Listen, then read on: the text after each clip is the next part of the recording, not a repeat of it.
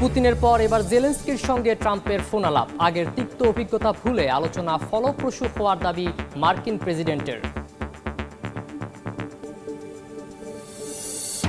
এবং ব্রিটেনে অভিবাসন সংকটের নতুন মোড়, আদালতের সিদ্ধান্তের অপেক্ষায় ৪২,০০০ আশ্রয় প্রার্থী। প্রাথমিক আবেদন প্রত্যাখ্যান। ২ বছরে জট বেড়েছে ৫ গুণ।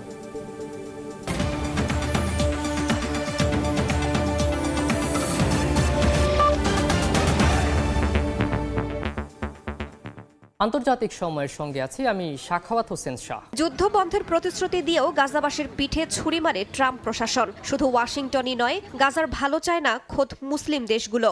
এটি আরও স্পষ্ট হলো উপত্যকাটি পুনর্গঠনে মিশরের পরিকল্পনা নস্যাতে যুক্তরাষ্ট্রের কাছে গোপনে তদবির করার খবরে। সম্প্রতি মিডল ইস্ট আইয়ে উঠে এসেছে এমন চাঞ্চল্যকর তথ্য। মার্কিন প্রেসিডেন্ট ডোনাল্ড ট্রাম্পের গাজা দখলের বিকল্প প্রস্তাব হিসেবে উপত্যকায় শান্তি ফেরাতে সম্প্রতি মিশর একটি বিকল্প প্রস্তাব পেশ করে। যুদ্ধ পরবর্তী সময়ে বাস্তবায়নের জন্য সেই প্রস্তাবটি অনুমোদন দিয়েছে আরব লীগ। তবে প্রস্তাবটি প্রত্যাখ্যান করতে ট্রাম্প প্রশাসনে তদবির করছে সংযুক্ত আরব আমিরাত। যুক্তরাষ্ট্র ও মিশরের কর্মকর্তাদের বরাতে সংবাদ মাধ্যমটি বলছে, যুক্তরাষ্ট্রের নিযুক্ত আমিরাতের প্রভাবশালী রাষ্ট্রদূত ইউসুফ আল ও তাইবা ট্রাম্পের ঘনিষ্ঠজন। তিনি মিশরের স্বার্থের বিরুদ্ধে অবস্থান নিতে মার্কিন আইন প্রণেতাদের কাছে ধর্ণা দিচ্ছেন বলে খবর উঠে এসেছে। মিশর যেন বাস্তুচ্যুত ফিলিস্তিনিদের দেশটিতে ঠাঁই দেয়, এজন্য কায়রোকে চাপ দিতেও বলা হচ্ছে। সংবাদ মাধ্যমটি আরও বলছে, গাজা হাতছাড়া হওয়ার ভয়ে মিশরের পরিকল্পনায় আমিরাতের আপত্তি। দেশটি গাজার ভবিষ্যৎ নিয়ন্ত্রক হয়ে উঠতে চায়। আরব আমিরাতের চাপের বিষয়টি কায়রোকে দোটানায় ফেলেছে বলে মনে করা হচ্ছে, কেননা সংযুক্ত আরব আমিরাত ও মিশর উভয়ই গাজার প্রতিনিধি হিসেবে ফাত্তার নির্বাসিত সাবেক কর্মকর্তা মোহাম্মদ দাহলানকে ব্যাপক সমর্থন দিয়েছে। এদিকে গাজায় ফিলিস্তিনি যোদ্ধাদের প্রভাব কতখানি থাকবে তা নিয়েও আরব বিশ্বের নেতাদের মধ্যে বিভাজন স্পষ্ট হয়ে উঠেছে। এ নিয়ে উদ্বিগ্ন মার্কিন কূটনীতিকরা। ওই অঞ্চলে যুক্তরাষ্ট্রের স্বার্থে আঘাত আসতে পারে এমনটাই মনে করছেন তারা। রাইসা জান্নাত, সময় সংবাদ। ফিলিস্তিনের বিজয় কামনা করে এবার বিশেষ দোয়া হয়েছে মুসলমানদের সবচেয়ে পবিত্র স্থান মসজিদুল হারামে। স্থানীয় সময় মঙ্গলবার তারাবি নামাজের পর এই দোয়া করেন শেখ আব্দুর রহমান আসুদাইস। এ সময় ফিলিস্তিনের উপর হামলাকারীদের ধ্বংস কামনা করা হয়। দোয়া করার সময় আবেগপ্রবণ হয়ে পড়েন আসুদাইস ও ধর্মপ্রাণ মুসল্লিরা। نسألك النصر لإخواننا في فلسطين يا رب العالمين اللهم إنهم حفاة فاحملهم وجياع فاطع। ইয়েমেনে হাউথিদের নির্মূলের হুঁশিয়ারি দিয়েছেন যুক্তরাষ্ট্রের প্রেসিডেন্ট ডোনাল্ড ট্রাম্প। এমন ঘোষণার মধ্যেই রাজধানী সানা সহ একাধিক এলাকায় মার্কিন বিমান হামলায় নারী ও শিশুসহ বেশ কয়েকজন হতাহত হয়েছেন। এর আগে মার্কিন বিমানবাহী রণতরীতে হামলার দাবি করেছে ইয়েমেনের সশস্ত্র গোষ্ঠীটি, যদিও এই দাবিকে মিথ্যা বলে উড়িয়ে দিয়েছে যুক্তরাষ্ট্রের প্রতিরক্ষা মন্ত্রণালয়। ইরান সমর্থিত ইয়েমেনের সশস্ত্র গোষ্ঠী হাউথিকে পুরোপুরি নির্মূল করার হুঁশিয়ারি দিয়েছেন ডোনাল্ড ট্রাম্প। জানিয়েছেন, হাউথিদের ওপর মার্কিন হামলা ভবিষ্যতে আরও ভয়াবহ রূপ নেবে। সামরিক সহায়তা বন্ধের অনুরোধ করে ইরানকে আবারও হাউথিদের সঙ্গত্যাগের আহ্বান জানান ট্রাম্প। দাবি করেন, যুক্তরাষ্ট্রের সামনে কোনোভাবেই টিকতে পারবে না বিদ্রোহীরা। মার্কিন প্রেসিডেন্টের এমন সতর্কবার্তার আগে কৃষ্ণ সাগরে অবস্থানরত মার্কিন রণতরী ইউএসএস হ্যারি ট্রুম্যানের ওপর একাধিক ক্রুজ মিসাইল ও ড্রোন হামলার দাবি করেছে হাউথি বিদ্রোহীরা। তবে মার্কিন প্রতিরক্ষা মন্ত্রণালয় এ দাবিকে মিথ্যা বলে উড়িয়ে দিয়েছেন। তারা জানিয়েছে, বিদ্রোহীদের ছোড়া মিসাইল বা ড্রোন লক্ষ্যবস্তু থেকে প্রায় ১৬০ কিলোমিটার দূরে আঘাত এনেছে। এছাড়া বেশিরভাগ ড্রোন প্রতিহতের দাবি করেছে যুক্তরাষ্ট্র। মালিহা সুহরওয়ার্দী, সময় সংবাদ। ইরানকে নতুন পারমাণবিক চুক্তির জন্য ২ মাসের সময়সীমা দিয়েছেন যুক্তরাষ্ট্রের প্রেসিডেন্ট ডোনাল্ড ট্রাম্প। মার্কিন গণমাধ্যম এক্সিওস জানিয়েছে, চুক্তি না হলে সামরিক পদক্ষেপ নিতে পারে যুক্তরাষ্ট্র। এর মধ্যে ট্রাম্পের হুমকির পর পারমাণবিক বোমা তৈরির পক্ষে জনমত তৈরি হতে শুরু করেছে বলে জানিয়েছে আল জাজিরা। এই পদক্ষেপ পরমাণু আলোচনা এবং সংকটকে নতুন মাত্রায় নিয়ে যাবে বলে জানিয়েছে কাতার ভিত্তিক গণমাধ্যম আল জাজিরা। কিছুদিন আগে পরমাণু বিষয়ক আলোচনার প্রস্তাব নিয়ে ইরানের সর্বোচ্চ ধর্মীয় নেতা আয়াতুল্লাহ আলী খামেনিকে একটি চিঠি পাঠিয়েছিলেন মার্কিন প্রেসিডেন্ট ডোনাল্ড ট্রাম্প। এই চিঠি প্রত্যাখ্যান করেন খামেনি। এর জবাবে খামেনিকে 2 মাসের আলটিমেটাম দিলেন ট্রাম্প। গণমাধ্যম এক্সিওস জানায় 2 মাসের মধ্যে নতুন পারমাণবিক চুক্তি না হলে তেহরানের পারমাণবিক অবকাঠামোতে সামরিক হামলা চালানোর হুঁশিয়ারি দিয়েছেন ট্রাম্প। হয় চুক্তি নয় হামলার নীতি বেছে নিয়েছে ট্রাম্প প্রশাসন। এই পদক্ষেপের লক্ষ্য ইরানকে চাপ প্রয়োগ করা এবং পারমাণবিক কার্যক্রম পুরোপুরি বন্ধ করা বলে জানিয়েছে গণমাধ্যমটি। এদিকে কাতার ভিত্তিক গণমাধ্যম আল জাজিরা জানিয়েছে ট্রাম্পের সাম্প্রতিক হুমকির পর পারমাণবিক অস্ত্র উৎপাদনের পক্ষে ইরানে আওয়াজ উঠতে শুরু করেছে। এর আগে ইরান তার আনুষ্ঠানিক অবস্থান পুনর্ব্যক্ত করে বলেছে যে তারা কখনো পারমাণবিক বোমা তৈরির উদ্যোগ নেয়নি। তবে ট্রাম্পের কঠোর মনোভাবের কারণে দেশটির কিছু কঠোরপন্থী সদস্য আত্মরক্ষায় পারমাণবিক বোমা তৈরির পক্ষে অবস্থান নিচ্ছেন বলে জানায় গণমাধ্যমটি। গণমাধ্যমটি আরও জানায় এ পরিস্থিতিতে ইরানের ওপর আরও চাপ বেড়েছে, কারণ বিশ্বের বিভিন্ন দেশ বিশেষত ইউরোপীয় শক্তিগুলো দেশটির পারমাণবিক কার্যক্রম নিয়ে উদ্বেগ প্রকাশ করছে। তবে এসবের মধ্যে ইরান চীনের সঙ্গে আলোচনা অব্যাহত রেখেছে এবং রাশিয়ার সঙ্গে সামরিক সম্পর্ক জোরদার করার দিকে আরও এগিয়ে যাচ্ছে। ফলে আন্তর্জাতিক চাপের মধ্যেও ইরান নিজেদের শক্তিশালী অবস্থান ধরে রাখার চেষ্টা করছে বলে মনে করছেন বিশেষজ্ঞরা। মালিহা সুহরাওয়ার্দী, সময় সংবাদ। পুতিনের পর এবার জেলেনস্কির সঙ্গেও ফোনালাপ বেশ ভালো হয়েছে বলে জানিয়েছেন মার্কিন president Donald Trump. White house জানিয়েছে আলোচনায় ট্রাম্প পুতিনের অবস্থান ব্যাখ্যা করেছেন। কিয়েভে বিদ্যুৎ ও পারমাণবিক কেন্দ্রগুলোতে যুক্তরাষ্ট্রের সরাসরি ভূমিকা নেয়ার প্রস্তাব দিয়েছেন ট্রাম্প। এদিকে এই ফোনালাপের মধ্যেই ইউক্রেনের রেলওয়ের জ্বালানি অবকাঠামোতে ভয়াবহ রুশ বোমা হামলায় 4 কর্মী আহত হয়েছেন, যাদের মধ্যে 2 জনের অবস্থা আশঙ্কাজনক। রাশিয়ার প্রেসিডেন্ট ভ্লাদিমির পুতিনের সঙ্গে ফোনালাপের পরদিনই ইউক্রেনের প্রেসিডেন্ট ভলোদিমির জেলেনস্কির সঙ্গে কথা বললেন মার্কিন প্রেসিডেন্ট ডোনাল্ড ট্রাম্প। আগের তিক্ত অভিজ্ঞতার পর এবারের আলোচনা বেশ ভালো হয়েছে বলে জানিয়েছেন ট্রাম্প। সামাজিক যোগাযোগ মাধ্যম ট্রুথ সোশ্যালে তিনি জানান, রুশ ইউক্রেন ইস্যুতে সঠিক পথে এগোচ্ছে ওয়াশিংটন। হোয়াইট হাউস জানিয়েছে পুতিনের সঙ্গে ট্রাম্পের কী বিষয়ে কথা হয়েছে তা নিয়ে মূলত কথা বলেছেন 2 নেতা। ট্রাম্পের প্রস্তাবিত 30 দিনের যুদ্ধবিরতির বিষয়ে ইতিবাচক সাড়া দেওয়ার পাশাপাশি রুশ সামরিক বাহিনীকে ইউক্রেনের বিদ্যুৎ স্থাপনায় হামলা বন্ধের নির্দেশ দেন পুতিন। ইউক্রেনও পাল্টা হামলা বন্ধে রাজি হয়। তবে পুতিনের প্রতিশ্রুতি যথেষ্ট নয় বলে শঙ্কা প্রকাশ করেছেন জেলেনস্কি। যুক্তরাষ্ট্রকেই এই যুদ্ধবিরতির প্রধান পর্যবেক্ষক হওয়ার আহ্বান তার। জেলেনস্কির সঙ্গে ফোনালাপে ইউক্রেনের বিদ্যুৎ ও পারমাণবিক কেন্দ্রগুলোতে যুক্তরাষ্ট্রের সরাসরি ভূমিকা রাখার প্রস্তাব দিয়েছেন ট্রাম্প। এতে বিদ্যুৎ ও প্রযুক্তিগত দক্ষতার মাধ্যমে ইউক্রেনের অবকাঠামো সুরক্ষিত রাখা সম্ভব বলে আশা প্রকাশ করেন তিনি। নতুন মোড় নিয়েছে ব্রিটেনের অভিবাসন সংকট। তথ্য বলছে প্রায় 42,000 আশ্রয়প্রার্থী এখনও অপেক্ষায় আদালতের চূড়ান্ত সিদ্ধান্তের। প্রত্যাখ্যান করা হয়েছে তাদের প্রাথমিক আবেদন। এই বিশাল জট গেল 2 বছরে বেড়েছে 5 গুণ, যা উদ্বেগজনক বলছেন বিশ্লেষকরা।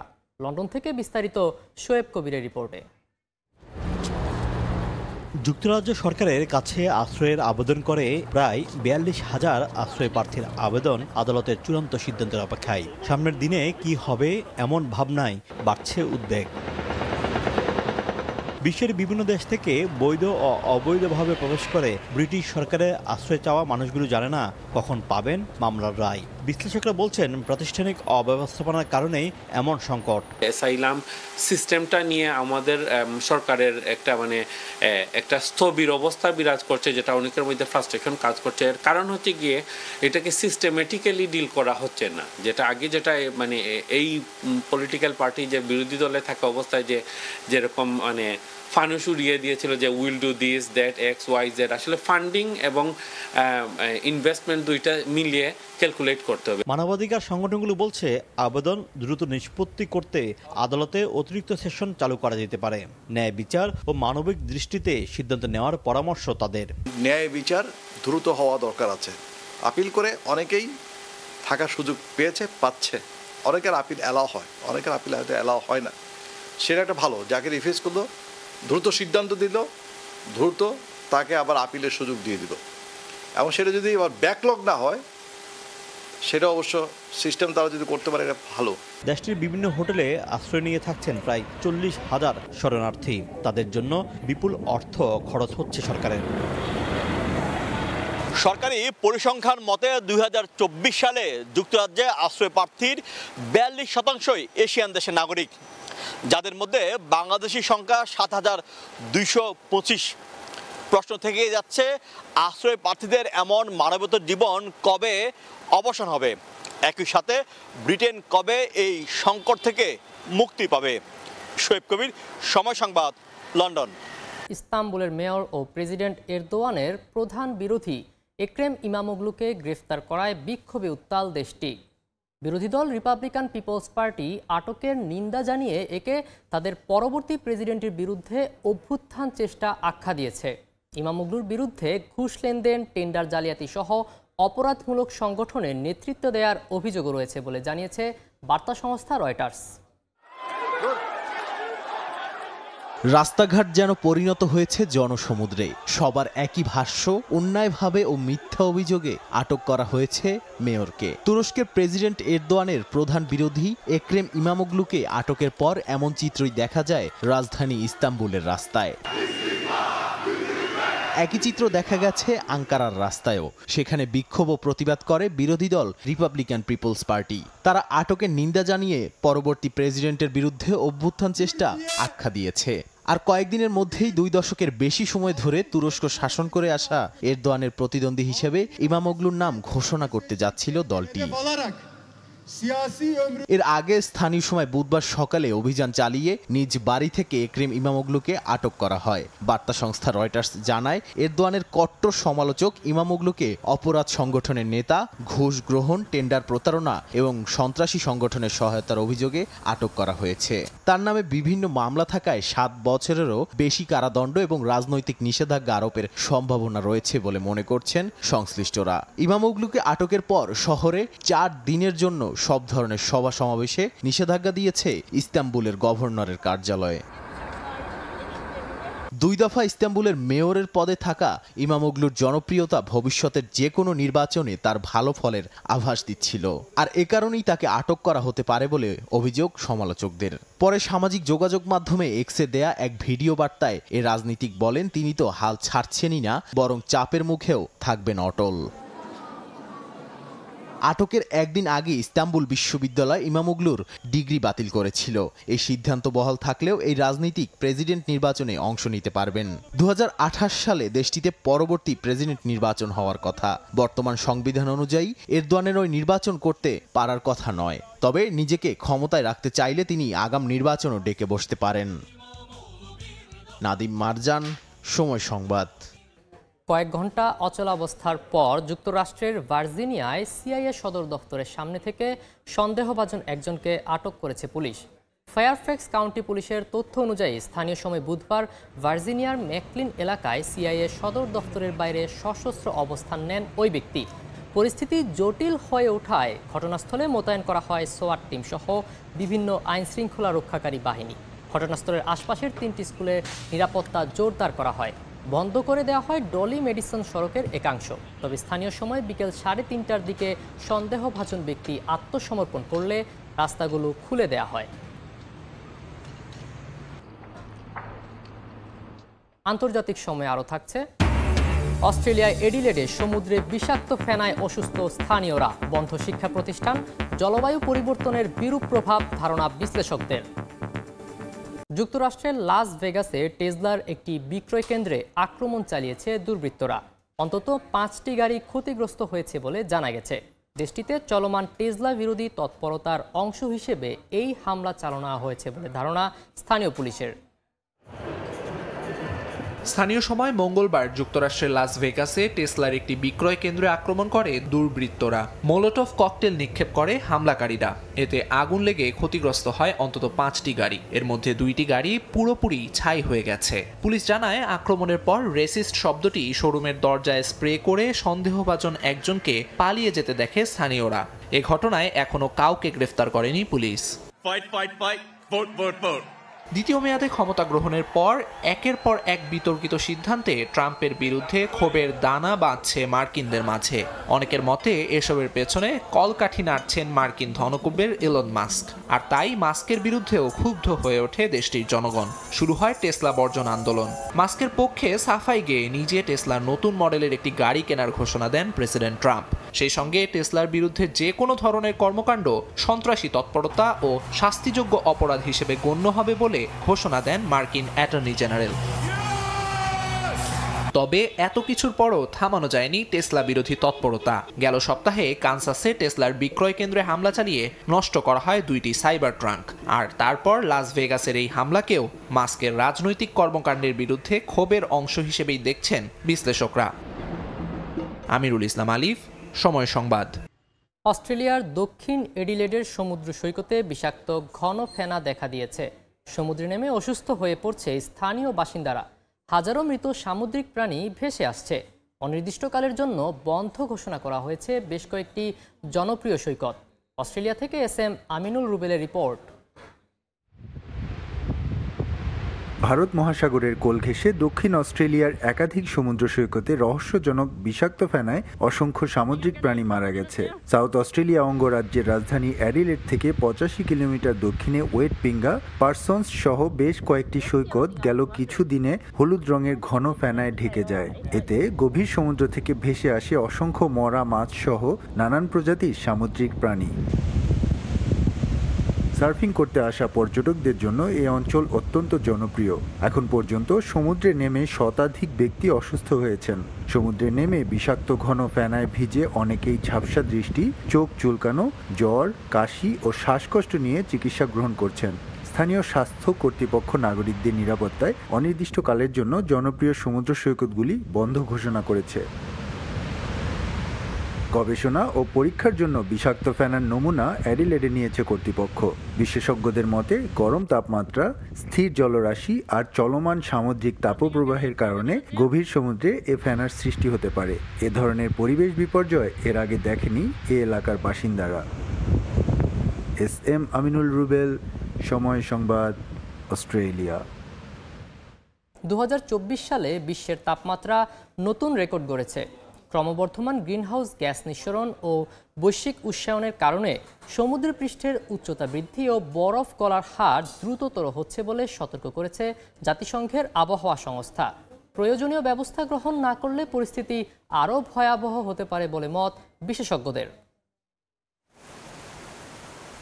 2024 সালের বিশ্ব তাপমাত্রার রেকর্ড আগের বছরগুলোকে ছাড়িয়ে গেছে, এমন তথ্য উঠে এসেছে বিশ্ব আবহাওয়া সংস্থার বার্ষিক জলবায়ু প্রতিবেদনে। 2024 সালে বৈশ্বিক গড় তাপমাত্রা আগের সময়ের তুলনায় 1.55 ডিগ্রি সেলসিয়াস বেশি ছিল বলে জানায় সংস্থাটি। এই রেকর্ড তাপমাত্রা বিশ্বব্যাপী কৃষি ও জনজীবনে প্রভাব ফেলেছে। খরা, বন্যা ও দাবানলের কারণে বাস্তুচ্যুত হয়েছে প্রায় 8 লাখ মানুষ। বৈশ্বিক তাপমাত্রা বৃদ্ধির পিছনে কারণ হিসেবে সৌরচক্রের পরিবর্তন এবং একটি বিশাল আগ্নেয়গিরির বিস্ফোরণকে দায়ী করছেন বিশেষজ্ঞরা। সমুদ্রের তাপমাত্রাও করেছে নতুন রেকর্ড, যা জলবায়ু পরিবর্তনের তীব্রতা আরও বাড়িয়েছে। আর্কটিক ও অ্যান্টার্কটিক অঞ্চলের বরফ গলার দীর্ঘমেয়াদী প্রভাব আরও ভয়াবহ হতে পারে মত বিশ্লেষকদের। এখনই প্রয়োজনীয় ব্যবস্থা না নিলে ভবিষ্যৎ প্রজন্ম আরও বড় সংকটের মুখোমুখি হবে বলছেন বিজ্ঞানীরা। ক্রমবর্ধমান গ্রিনহাউস গ্যাস নিঃসরণ ও বৈশ্বিক উষ্ণায়নের কারণে সমুদ্রপৃষ্ঠের উচ্চতা বৃদ্ধি ও বরফ গলার হার দ্রুততর হচ্ছে বলে সতর্ক করেছে জাতিসংঘের আবহাওয়া সংস্থা। অর্জিতা শাহজিন, সময় সংবাদ। যুক্তরাষ্ট্রের টেক্সাস এবং নিউ মেক্সিকো অঙ্গরাজ্যে ভয়াবহ ধূলিঝড় আঘাত এনেছে। ঝড়ের তীব্রতায় বন্ধ হয়ে গেছে যান চলাচল। জরুরি সতর্কতা জারি করেছে কর্তৃপক্ষ। স্থানীয় সময় মঙ্গলবার এই ধূলিঝড় আঘাত হানে। গণমাধ্যমে প্রকাশিত ভিডিওতে দেখা যায় ঝোড়ো বাতাসের সঙ্গে ধুলো উড়ে চলায় পুরো শহর হলুদ রঙে আচ্ছন্ন হয়ে যায়। দৃষ্টিসীমা কমে যাওয়ায় সড়কে যান চলাচল বন্ধ ঘোষণা করে স্থানীয় প্রশাসন। বেলা 11টা থেকে জরুরি সতর্কতা জারি করেছে জাতীয় আবহাওয়া অধিদপ্তর। বাসিন্দাদের জরুরি প্রয়োজন ছাড়া বাড়ির বাইরে বের না হওয়ার নির্দেশ দিয়েছে কর্তৃপক্ষ। ভারী বৃষ্টিতে প্লাবিত হয়েছে পেরুর দক্ষিণাঞ্চলের বেশ কয়েকটি শহর। বন্যায় ঘর ছাড়া এলাকাটির বাসিন্দারা। ক্ষতিগ্রস্ত হচ্ছে শিক্ষা ও কৃষি ব্যবস্থা। স্থানীয় সময় সোমবার থেকে টানা বর্ষণে সামানের রামিস নদী উপচে পড়ে ডুবে যায় পুনো অঞ্চলের বিস্তীর্ণ এলাকা। তীব্র স্রোতে ক্ষতিগ্রস্ত হয়েছে বাড়িঘর, তলিয়ে গেছে রাস্তাঘাট, ডুবে গেছে ফসলের ক্ষেত। পেরুর আবহাওয়া দফতর সেনামহি জানায়, মঙ্গলবার পর্যন্ত রামিস নদীর প্রবাহ ছিল 504 কিউবিক মিটার প্রতি সেকেন্ড, যা স্বাভাবিকের তুলনায় অনেক বেশি। সপ্তাহের শেষ নাগাদ বৃষ্টিপাত আরও বাড়তে পারে বলে পূর্বাভাস আবহাওয়া বিভাগের, যা লেক টিকিটাকা অভিবাহিকার নদীগুলোর পানির স্তর আরও বাড়িয়ে দেবে। ইসলামী আন্দোলন বাংলাদেশ মালয়েশিয়া শাখার আয়োজনে দেশটিতে কর্মরত প্রবাসী সাংবাদিকদের নিয়ে অনুষ্ঠিত হয়ে গেল মতবিনিময় সভা ও ইফতার মাহফিল। স্থানীয় সময় সোমবার রাজধানী কুয়ালালামপুরে একটি রেস্তোরাঁয় আয়োজিত মতবিনিময় সভায় রাষ্ট্রের কল্যাণে সাংবাদিক রাজনীতিবিদদের ঐক্যবদ্ধ কাজের কোনো বিকল্প নেই বলে উল্লেখ করেন বক্তারা। তারা আরও বলেন, প্রবাসীদের অধিকার সমুন্নত রাখতে রাজনীতিবিদদের যেমন দায়বদ্ধতা রয়েছে, তেমন সাংবাদিকদেরও সহযোগিতার প্রয়োজন রয়েছে। পারস্পরিক সহযোগিতা ও সমঝোতার মধ্য দিয়েই আগামীর বাংলাদেশ বিনির্মাণে প্রবাসী রাজনীতিবিদ ও সাংবাদিকরা কাজ করবে বলে আশাবাদ ব্যক্ত করেন নেতারা। কৃত্রিম বুদ্ধিমত্তা ভিত্তিক প্রযুক্তিতে নতুন যুগের সূচনা। বিশ্বের প্রথম open humanoid robot foundation model সামনে এনেছে প্রযুক্তি প্রতিষ্ঠানটি। সফটওয়্যার নির্মাতা প্রতিষ্ঠানগুলোর বার্ষিক সম্মেলন জিটিসি 2025-এ এনভিডিয়ার প্রধান নির্বাহী জেনসেন হুয়াং তাদের নতুন কৃত্রিম বুদ্ধিমত্তা চিপ এবং অন্যান্য অগ্রগতি নিয়ে বিস্তারিত তথ্য প্রকাশ করেন। মঙ্গলবার যুক্তরাষ্ট্রের ক্যালিফোর্নিয়ায় হয়ে গেল বার্ষিক সফটওয়্যার ডেভেলপার কনফারেন্স জিটিসি 2025। এবারের আসরের অন্যতম আকর্ষণ প্রযুক্তি প্রতিষ্ঠান এনভিডিয়ার নতুন আইজ্যাক গ্রুট N1 চিপ। এটি বিশ্বের প্রথম open humanoid robot foundation model বলে দাবি করছেন প্রতিষ্ঠানটির প্রধান নির্বাহী জেনসন হুয়াং। মডেলটিতে ব্যবহার করা হয়েছে নতুন এক সিমুলেশন ফ্রেমওয়ার্ক। প্রতিষ্ঠানটির দাবি, রোবটের গতি বাড়াতে সহায়তা করবে নতুন এই ফ্রেমওয়ার্ক।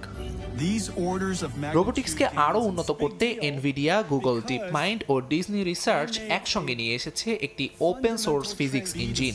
নিউটন নামের এই ইঞ্জিনের প্রোটোটাইপও প্রদর্শিত হয় ওই কনফারেন্সে। এরই মধ্যে জেনারেল মোটরস তাদের স্বয়ংক্রিয় গাড়ির প্রযুক্তিগত উন্নয়নে এনভিডিয়ার এআই চিপ এবং সফটওয়্যার ব্যবহারের ঘোষণা দিয়েছে। প্রযুক্তির উন্নয়নে ভবিষ্যৎ কর্ম পরিকল্পনার কথাও জানায় এনভিডিয়া। চলতি বছরের দ্বিতীয়ার্ধে জিপিইউ চিপ ব্ল্যাকওয়েল আলট্রা বাজারে আনার ঘোষণা দিয়েছে প্রতিষ্ঠানটি। এই চিপের আরও উন্নত ও দ্রুতগতির সংস্করণে ভেরা রুবিন চিপ সিস্টেম বাজারে আনা হবে আগামী বছরের মাঝামাঝি সময়ে। এছাড়া এই সম্মেলনে এনভিডিয়া তাদের নতুন ডিজিএক্স ওয়ার্কস্টেশনও প্রদর্শন করেছে। ব্ল্যাকওয়েল চিপের ওপর ভিত্তি করে তৈরি এই ডিভাইসটি ডেল, লেনোভো এবং এইচপি এর মতো প্রতিষ্ঠান ব্যবহার করবে বলে জানা গেছে। প্রযুক্তিবিদরা বলছেন, এতে বড় চ্যালেঞ্জের মুখে পড়তে পারে আরেক tech giant Apple. Amirul Islam আলিফ, সময় সংবাদ। চেরি ফুলে সেজেছে চীনের হুবে প্রদেশ। ফুলে ফুলে ছেয়ে গেছে উহান বিশ্ববিদ্যালয়ের এলাকা। ক্যাম্পাস জুড়ে নেমেছে পর্যটকদের ঢল। প্রকৃতির অপরূপ সৌন্দর্য ক্যামেরাবন্দি করছেন অনেকে।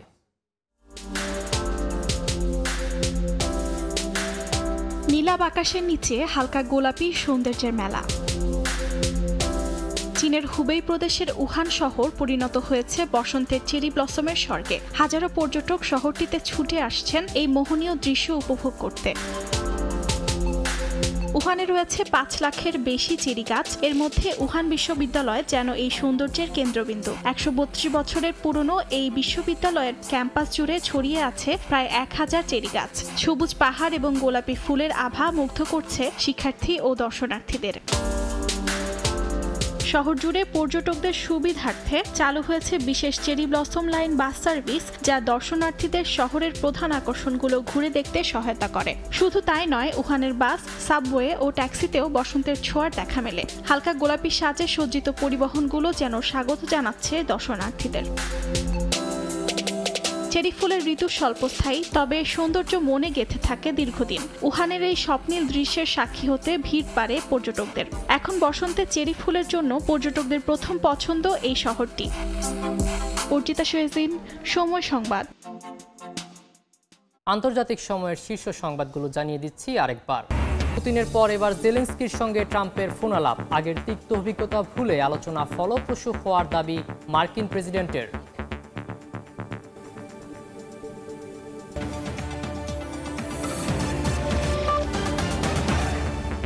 এই ছিল আন্তর্জাতিক সময়। সঙ্গেই থাকুন সময়ের।